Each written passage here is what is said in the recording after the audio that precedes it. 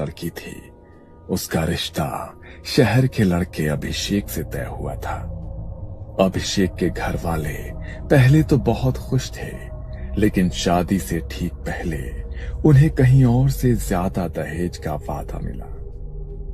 शादी की सुबह जब सभी तैयारियां पूरी हो चुकी थी, बारात आने की जगह संदेश आया, हम ये शादी नहीं कर सकते। पूरा गांव दहल गया। रेखा दुल्हन के जोड़े में सज धज कर अकेली मंडप में बैठी रही। घंटों बीत गए पर बारात नहीं आई। लोग ताने मारने लगे। देखा, इसे सबको ठुकराने का शौक था। लड़की कितनी भी सुंदर हो, अगर किस्मत खराब हो तो सब व्यर्थ है। रेखा का दिल चूर चूर हो गया। उसके बाद गांव के लोगों ने उसे चैन से जीने नहीं दिया। लड़के मंडली में बैठकर, हे भगवान, सुबह सुबह ये कलमुही क्यों दिख गई?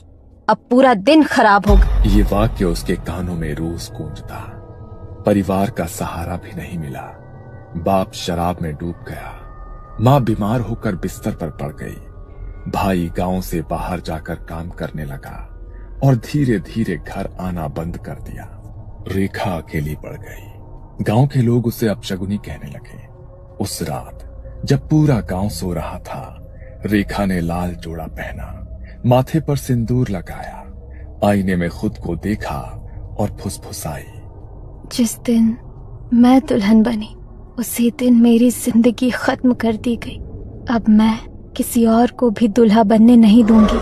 उसने कमरे में खुद को बंद कर लिया और जहर खाकर अपनी जान दे दी। रेखा की मौत गया, उसी में उनकी मौत हो गई। अभिषेक खुद तीसरे महीने गांव लौटते समय लापता हो गया। उसकी लाश नदी किनारे मिली। गर्दन पर कुछ कसकर बांधने के निशान थे, जैसे किसी ने उसका गला घोंटा हो या फांसी दे दी हो। रघुनाथ काका ने ठंडी सांस ली और सबकी आंखों में देखते हुए कहा, रेखा ने खुद की जान नहीं दी थी, उसने बदला लिया था और अब वो हर दूल्हे को वही सजा देती है जो उसे मिली थी।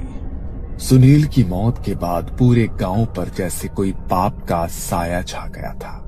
पिछले 2 सालों में किसी की भी शादी नहीं हुई थी। जहां पहले शादी ब्याह का मौसम आते ही हर गली सज जाती थी, वहीं अब सिर्फ सन्नाटा पसरा रहता था। लोग कहते थे, जिसने भी मंडप की राह पकड़ी उसने अगली सुबह नहीं देखी। गांव की पढ़ी लिखी, समझदार और बेहद ही खूबसूरत उसकी सगाई अर्जुन से हुई थी। अर्जुन पास के कस्बे में इंजीनियर था, पढ़ा लिखा, आधुनिक सोच वाला और किसी भी अंधविश्वास पर भरोसा नहीं करने वाला। गांव वालों को हैरानी थी कि क्या अर्जुन और उसका परिवार सच में उस श्राप की कहानी से अनजान थे या फिर जानबूझकर उसे नजरअंदाज कर रहे थे।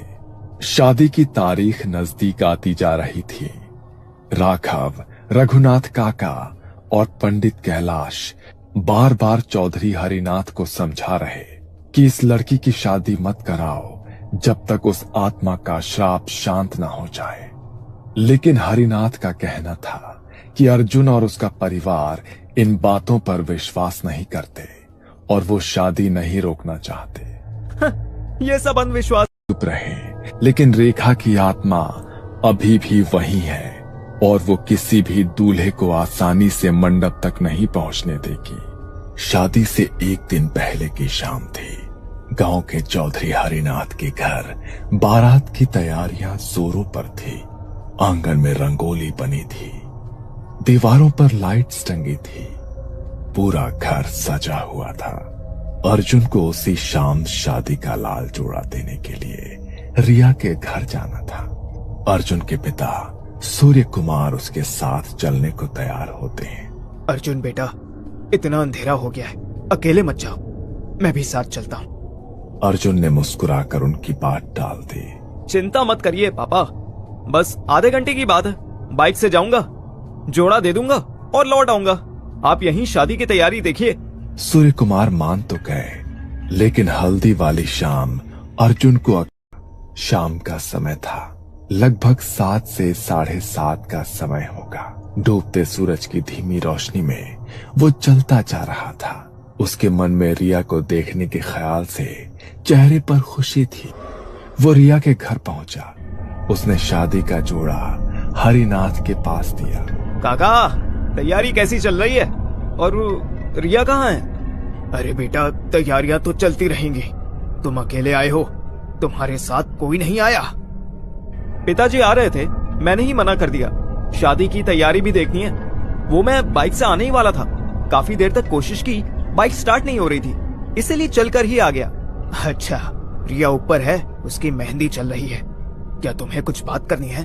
नहीं नहीं काका, चलने दो, मैं निकलता हूँ। अंधेरा होने लगा है, टाइम से घर नहीं पहुंचा तो पापा परेशान हो जाएंगे।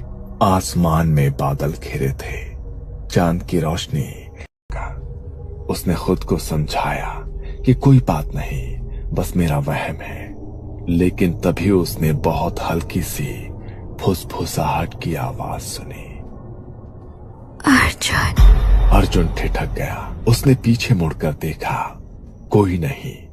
उसका गला सूख गया। उसने चलना तेज कर दिया। अचानक उसके पैरों के पास लाल चुनरी उड़ी और जाकर पेड़ की टहनी पर अटक गई। अर्जुन के पैरों की ताकत जैसे जम गई। धीरे धीरे उसने सिर उठाकर ऊपर देखा। दूर पुराने पीपल के पेड़ के नीचे एक औरत खड़ी थी, पूरे लाल शादी के जोड़े में, चेहरे पर घूंघट, हाथ में दुपट्टे की कसकर बांधी गांठ। अर्जुन की सांसें थम गई। उसने कांपते हुए पूछा, कौन हो तुम?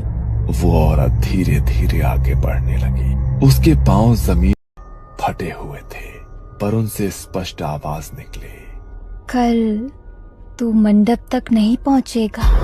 अर्जुन वहां से भागने लगा। उसके कदम लड़खड़ा रहे थे, लेकिन डर ने उसे पागलों की तरह भागने पर मजबूर कर दिया।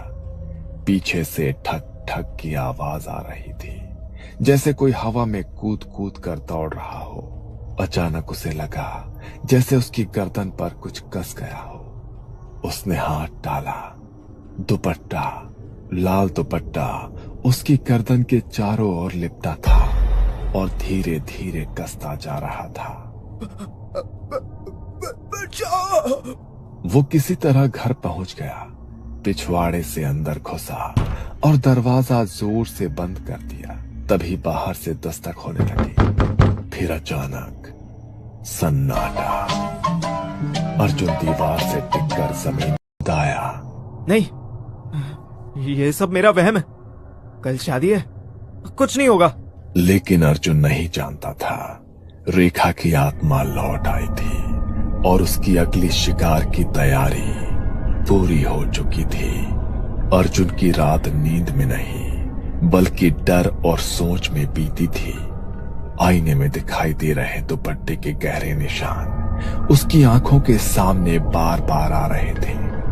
उसने किसी को कुछ नहीं बताया, न रिया को, न अपने पिता सूर्य कुमार को। उसके दिमाग में बस एक ही ख्याल था कि अगर मैंने सबको बताया तो लोग हंसेंगे, कहेंगे जिसने सबके सामने भूत को अंधविश्वास कहा वही अब डर रहा है। लेकिन उसे ये नहीं पता था कि उसकी ये चुप्पी उसकी सबसे बड़ी गलती बनने वाली थी। छूट रही थी। अचानक एक ठंडी हवा का झोंका आया और आग कांप उठी। फूल हवा में उड़ने लगे। अर्जुन का दिल जोर से धड़कने लगा। उसे लगा कि जैसे कोई पीछे खड़ा है। वो पीछे मुड़ने ही वाला था कि एक तेज हवा का झोंका आया और सारी लाइटें बुझ गई। मंडप पूरी तरह से अंधेरे में डूब गया। महिलाओं की चीखें गूंज उठी, बच्चे रोने लगे। फिर एक औरत की तेज हंसी गूंजी।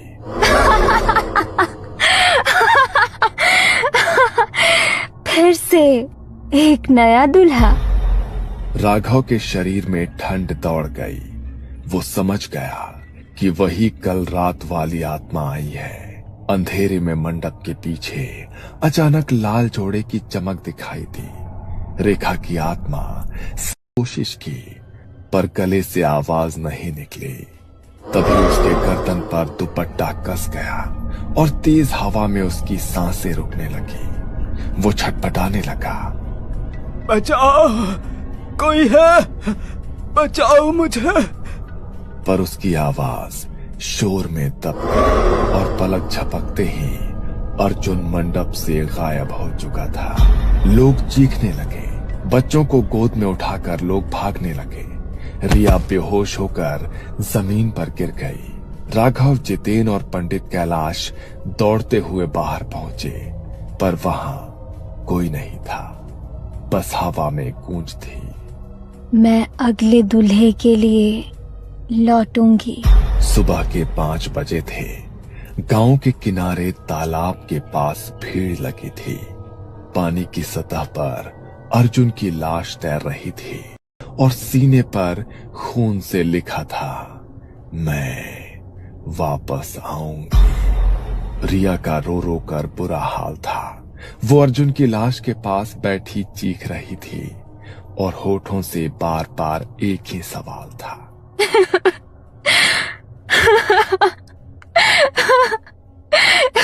क्यों? हर बार दूल्हा ही क्यों मरता है? रिया के पिता चौधरी हरिनाथ पूरी तरह टूट चुके थे। उन्होंने भीड़ के बीच बैठते हुए सिर्फ इतना कहा, अब बस, अब इस गांव में कोई शादी नहीं होगी। अर्जुन की मौत के बाद कनकपुर की गलियों में फिर वही खामोशी छा गई। लोग अपने बच्चों की शादियां गांव से बाहर करने लगे, लेकिन राघव, जितेन और पंडित कैलाश ने दुल्हन बनना पूरी नहीं हुई। जब तक उसका यह अधूरापन नहीं मिटता, वो हर दूल्हे को मौत के घाट उतार कर रहे। लेकिन उसे रोका कैसे जाए? रेखा की आत्मा को शांत करने का एक ही तरीका है कि कैसे भी करके उसकी आत्मा की शादी करवानी होगी। सबसे ताजा आत्मा अर्जुन की है। उस रात गांव के बाहर घाट पर अनुष्ठान रखा गया। रात के ठीक 12 बजे चारों तरफ काली चादर सा सन्नाटा था। तालाब के किनारे 21 दिए जलाए गए। पंडित कैलाश, राघव, जितेन, रिया और तांत्रिक शिवा मौजूद थे। शिवा ने अग्निकुंड सजाया और मंत्रोच्चार शुरू किया। ओम क्षिप्रम प्रेतात्मा नाम मोक्षाय स्वाहा। धीरे धीरे हवा तेज होने लगी। दीपक की लौ एक एक कर बुझने लगी। अचानक ठंडी हवा का पूरा होगा। अग्नि में आहुति डालते ही अचानक अर्जुन की आत्मा प्रकट हुई। सफेद कपड़ों में, खाली आंखें, लेकिन चेहरे पर शांति। रेखा की आत्मा उसकी तरफ मुड़ी, पहले चीखी और फिर धीरे धीरे रोने लगी। अर्जुन, अब कोई दुल्हन नहीं बनेगी जब तक मैं दुल्हन नहीं बनती। तांत्रिक ने विशेष प्रेत विवाह विधि करवाई। अर्जुन की आत्मा और रेखा की आत्मा को अग्नि के चारों ओर 7 चक्कर लगवाए गए। 7वें फेरे के बाद हवा अचानक से बंद हो गई। रेखा की आंखों में आंसू थे। उसने रिया की तरफ देखा और धीरे से कहा, अब कोई दूल्हा नहीं मरेगा।